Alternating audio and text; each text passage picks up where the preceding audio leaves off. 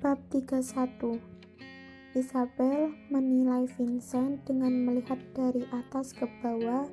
Meskipun dia itu termasuk orang yang super cakep, tetapi masih merasa bahwa dia tidak berniat baik. Diperkirakan belakangan ini dirinya sudah terus melihat ketampanan Ravindra. Jadi kalau berjumpa dengan pria yang ketampanannya setara dengannya, itu sudah merasa terbiasa. Jadi dia menjawab, menggantikan rugi saja apa harus tanya-tanya melulu? Uangnya langsung kasih sama supir saja sudah cukup.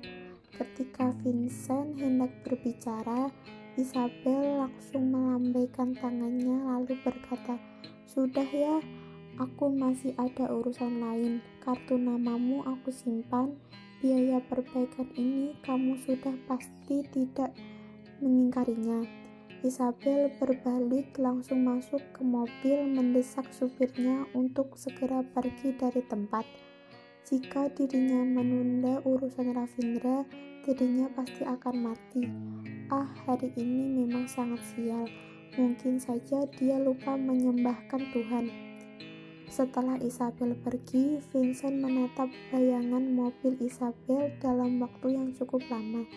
"Pergi dan periksa nomor platnya untukku." Bola mata birunya Vincent geram, suaranya menggelegar.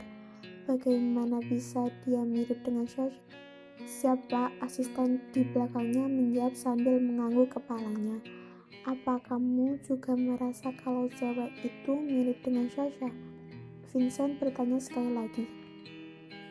"Dari penampilannya sih iya, cewek ini memang mirip dengan Nona Sasha, tetapi kalau dari auranya sama sekali berbeda." Asisten itu menjawab dengan hati-hati, "Ya mau dibilang mirip juga tidak, Sashaku tidak pernah begitu sehat selama ini." Vincent tiba-tiba merasa sedih. Dia membuka matanya lagi, itu pun sudah kembali ke dirinya yang semula. "Ayo pergi, tidak peduli siapa dia, aku akan menyelidikinya dengan jelas." Isabel akhirnya mengirimkan dokumen tersebut ke tempat tujuan. Ketika pandangan mata Ravindra melihat pada keringat yang ada di hidung Isabel, dia langsung tahu bahwa dirinya mengantarkan dokumen ini dengan mengejar waktu dengan tidak nyantai. "Kamu sudah bekerja keras." Ravindra menerima dokumen itu dan berkata kepada Isabel, "Kamu boleh pergi berbelanja hari ini, menikmati hak yang kamu miliki."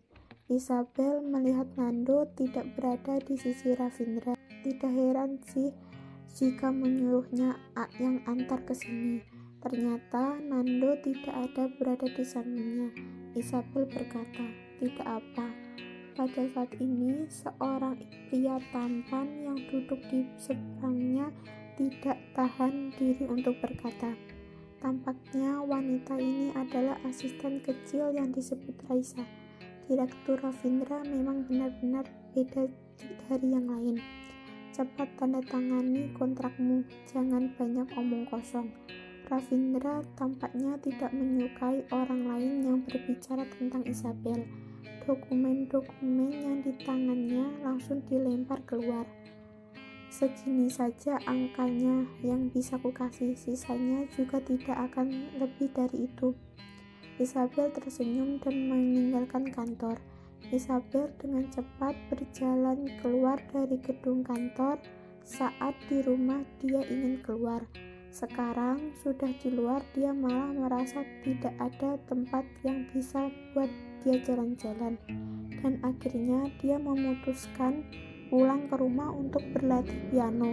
Tentu saja dia berkala mengakui alasan dia keluar itu hanya untuk mengantarkan dokumen kepada Ravindra. Berdiri di jalan raya, Isabel tiba-tiba teringat bahwa mobil tadi yang menumpanginya itu lepas landas terus ninggalin dia dan mengirimnya untuk diperbaiki. Dirinya juga lupa menceritakan kejadian ini kepada Ravindra. Jadi sekarang tidak ada mobil yang dapat mengantarkan dia pulang. pernikahan kali ini begitu tergesa-gesa. Sepertinya rumah yang dulu dia sewa itu masih belum berhenti. Kebetulan hari ini sudah keluar, lebih baik sekarang pergi beres-beres. Isabel menghentikan taksi jalanan, langsung pergi ke tempat yang dulu dia tinggal. Belum sampai di tempat tujuan, dia melihat ada seorang yang sepertinya dia kenal di pinggir jalanan. Orang itu digerumuti oleh sekelompok orang. Isabel melihatnya. Apa? Bukankah ini Raisa, wakil manajer dari Odyssey Group? Bagaimana dia bisa dikejar oleh sekelompok orang? Pak, tolong berhenti sebentar. Isabel menyuruh supir taksinya berhenti. Dia membuka pintu jendela dan melihatnya dengan teliti. Itu benar-benar Raisa. Apa yang sedang terjadi?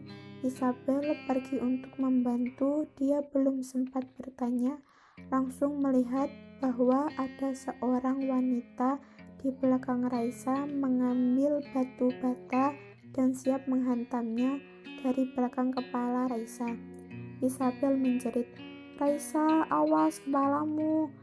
Kalimat ini belum selesai diucap, Isabel langsung menggandeng tangan Raisa, bawa dia berlari ke taksi yang berhenti di sisi jalan tadi. Raisa berlari bersusah payah karena dia memakai sepatu hak tinggi dan dia didorong ke dalam taksi oleh Isabel. Belum sempat sadar, dia langsung mendengar Isabel berteriak kepada supir, "Pak, cepat pergi!" Supir langsung menginjak gas mobil dan meninggalkan sekelompok wanita di belakangnya. Isabel merasa lega setelah melihat mereka benar-benar tertinggal. Pada saat ini, Raisa akhirnya menyadari kembali. Dia mengulurkan tangan dan melepaskan sepatu hak tinggi, lalu ia melirik Isabel. "Mengapa kamu mau menyelamatkan aku? Bagaimanapun kita juga saling kenal. Selain itu, kita darah Finance Group. Kami juga bekerja sama dengan Odyssey Group kalian. Memikirkan kerjasama antara perusahaan kita, aku juga tidak boleh membiarkanmu," jawab Isabel dengan jujur. Raisa menatap Isabel tanpa pandangan yang baik, berkata, "Kamu juga malah mengatakan yang sebenarnya. Apa kamu baik-baik saja?" Isabel melihat rambut Raisa berantakan. Dia menyesal ketika menanyakan ini. Bukankah ini sengaja bertanya? Raisa malah menjawab dengan ekspresi acuh tak acuh, "Tidak bakalan mati." Siapa sih sekelompok orang itu? Bagaimana bisa begitu sengit? Isabel berkata dengan ketakutan. "Kelihatannya seperti ingin menghabiskan kamu." "Mereka memang ingin menghabiskan aku," Raisa berkata dengan acuh tak acuh. "Aku telah banyak mengalaminya." Isabel memandang Raisa dengan ekspresi luar biasa. Saat ini, supir sudah mengantarkannya sampai di tempat. Isabel membawa Raisa masuk ke rumah kecil yang disewanya. Karena sudah lama tidak datang, barang-barangnya menumpuk lapisan debu tipis.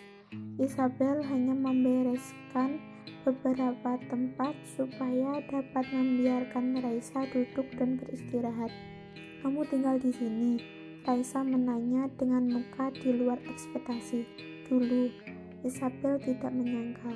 "Bagaimana denganmu sekarang?"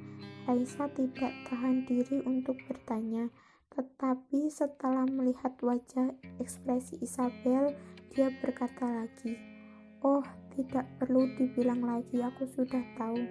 "Oh iya, mengapa sekelompok itu memukulimu?" Isabel masih sangat penasaran tentang kejadian tadi dan dia memberikan Raisa segelas air. Wanita yang mengambil batu bata itu suaminya adalah salah satu dari customer aku. Setelah suaminya bertemu dengan aku, langsung mengakui telah jatuh cinta sama aku. Dia segera pulang ke rumah dan ingin menceraikan istrinya yang jelek, dan kemudian dia ingin menikahi aku lagi. Raisa menjawab dengan tanpa peduli, terus mengangkat bahu. Lalu wanita yang dimiliki pria ini mengejar aku sampai sini.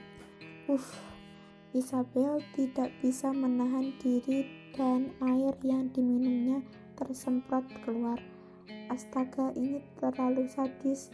Jangan salah paham, aku tidak merayu suaminya. Pria itu yang terus datang mengejariku. Aku tidak bersalah. Raisa menunjuk wajahnya tanpa daya dan berkata, "Siapa suruh wajahku ini mirip dengan seperti seorang pelakor? Aku ingin berhenti juga tidak bisa.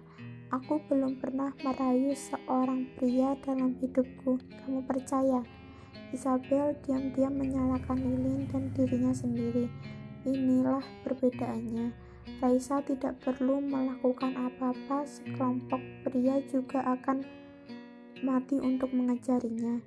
Dan dari kecil hingga besar, selain Andika yang sampah itu, tak ada lagi yang mengejari dirinya sendiri. Tetapi benar juga, tubuhnya begitu rata. Aneh juga kalau ada pria yang menyukai dirinya sendiri. Sedangkan Raisa berbeda, dia memang sudah memiliki kondisi yang unik. Waktu pertama kali melihatnya, dia juga hampir terkejut olehnya. Hanya saja tidak tahu apakah Ravindra pertama kali melihatnya ada. Isabel tiba-tiba kembali sadar. Ada apa dengan diriku? Bagaimana pula tiba-tiba terpikir Ravindra? Isabel, sadarlah, kamu dan Ravindra hanyalah sepasang pasangan kontrak. Kamu tidak boleh ada pemikiran yang lain tentang dia. Lagian dia baik dengan kamu itu hanya demi anaknya yang di perut kamu. Selama aku melahirkan anak ini, mungkin tidak akan pernah lagi berhubungan dengannya. Isabel melihat dan menerima kembali kenyataan ini. Percaya, Isabel mengangguk ringan. Raisa berkata dengan sombong, "Orang yang di seluruh dunia memandangku seperti ini. Aku tidak bisa berbuat apa-apa. Oh iya, apa yang terjadi padamu dan Ravindra? Aku tidak pernah melihatnya begitu peduli dengan seorang wanita." Isabel menggigit bibir bawahnya dan menundukkan kepalanya dan menjawab, Tidak ada apa-apa kok. Lupakan, kamu tidak mau bilang. Aku juga tidak akan bertanya lagi. Terima kasih ya hari ini." Raisa meletakkan cangkir di tangannya, berdiri dan siap untuk pergi. "Kamu membantuku hari ini, aku akan membalasmu." Raisa baru saja berjalan ke pintu dan tiba-tiba berhenti. Dia mendongak ke ruang yang belum sempurna di depan matanya dan berkata, "Jika kamu dan Ravindra tinggal bersama untuk sementara, dan itu hanya saja ingin mendapatkan sedikit keuntungan, maka aku menyarankan kamu untuk berpikir lebih panjang. Jangan sampai kamu dijual pun masih tidak tahu." Setelah mengatakan ini, Raisa langsung berbalik dan pergi. Ketika Raisa pergi, dia terbengong. Apa yang dia maksud? Ya betul juga, aku menikah dengan Ravindra itu hanya demi anak yang di dalam perutku. Kalau bukan berkat anak ini, takutnya aku dengan Ravindra tidak ada hubungan sama sekali. Diperkirakan pernikahan ini akan berakhir ketika kelahiran anak ini kali ya. Rencanaku awalnya tidak mau sewa rumah ini lagi. Sekarang tampaknya rumah ini harus lanjut disewa. Kalau sampai saat itu benar-benar tidak ada jalan lagi, dia masih bisa balik ke sini. Isabel memegang erat kunci yang di tangannya dan menelpon ke pemilik untuk minta sepanjang kontrak sewa, sekaligus mentransfer uang ke pemilik rumah. Ketika Isabel kembali ke rumah, dia lihat Ravindra sudah berada di rumah. "Kemana kamu pergi?" Ravindra melihat ekspresi wajah Isabel dengan sedikit mengerit. "Aku pergi jalan-jalan." Isabel tidak berani mengakui bahwa dia baru saja memperpanjang kontrak penyewaan rumahnya. Dia sedikit berbohong. "Lagi pula hari ini tidak ada kerjaan lain, aku pergi berkeliling." Ravindra menyipitkan matanya dan melihatnya. Isabel mengira bahwa Ravindra tahu rahasianya. Baru saja ingin menjelaskannya, Ravindra malah langsung berbalik dan pergi. Mulut Isabel membuka lebar, sepatah kata pun tidak bisa diucapkan. Dia benar-benar tidak peduli. Kemana dia pergi, apa yang sedang dia lakukan, dia tidak peduli. Dia hanya peduli dengan anak di perutnya.